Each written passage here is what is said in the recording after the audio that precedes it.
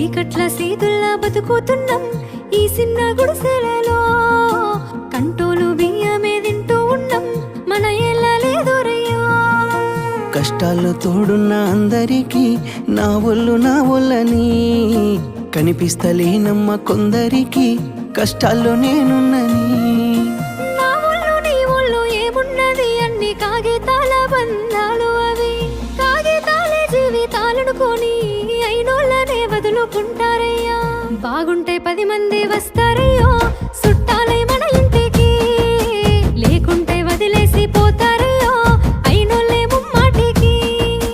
చూస్తున్న చుట్టంత కళ్ళతోని జరిగేది నాటకమే, నా ఒళ్ళు మా ఒళ్ళు అనిపించేది చేత చెల్లేటి కాగితమే.